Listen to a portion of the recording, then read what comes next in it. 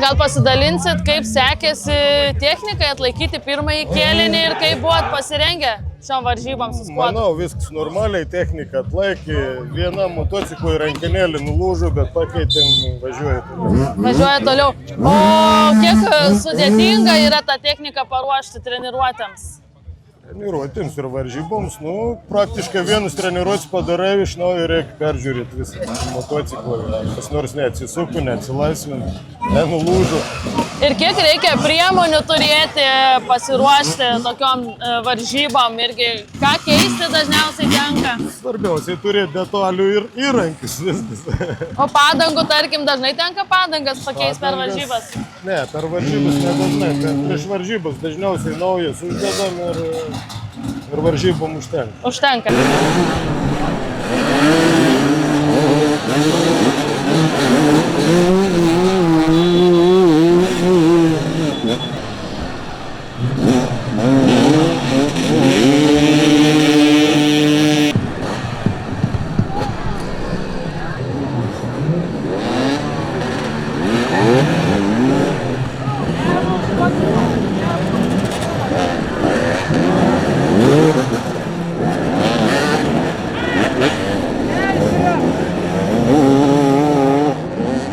Ar labai nuvylė, ar vis dėlto rodo jūsų komandos stiprybę? Ne, absoliučiai nenuvylė. Visai gražius rungtynės, manau, žiūrovams tikrai turėjo patikti, energingos.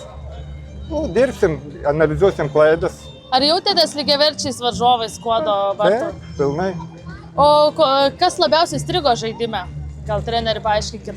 Gynyba striga. Gynyba strigo labiausiai. O kaip vartininkai jūs sužaidė pirmuosius 2 kėlinius? Lukas labai daug puikiai sužaidė, labai puikiai sužaidė. Ar skaičiavot, kiek įvarčių jūs iš skuodo pusės atlaikė? Kokius 6 tikrai. Tikrai. Kas labiausiai džiugina žaidime jūsų? Džiugina, kad ir komanda labai draugiška, viens už kitą kovoja. Manau, ateityje bus tų pergalių daugiau. Kokiom nuotaikom užbaigėt varžybas ir kokiom startavot? Užbaigėm gerom nuotaikom, startavom, aišku, gerom nuotaikom. Tikėjomės rezultatų geresnio, bet gavus kaip gavus, stengsimės žiūrėti priekį ir Kur didžiausias klaidas galbūt pastebėjot, ar tokių labai didelių nebuvo? Buvo klaidų, iš visų žaidėjų buvo klaidų, šiokių tokių. Kažkas neįėjo į varžybas iškart, kažkas... O kaip vertinat varžovą savo? Stiprus varžovas, pats matėt, neduod ramiai pavažiuoti, puolant viršaus, lipa duot spaudimą. Aikštė sunkiai, patiems, kad ir čia treniruojamės, patiems sunku važiuoti tą kamuolį vardyti. Bet tie šaunuoliai važiavo, parodė, kad žaisti atvažiavo, ne šiaip pasivažiavo. Andriau, norėjau pasiteiraut, koks buvo jausmas įmušus pirmą įvartį ir pasirodo tai vienintelis šių rungtynių įvartis.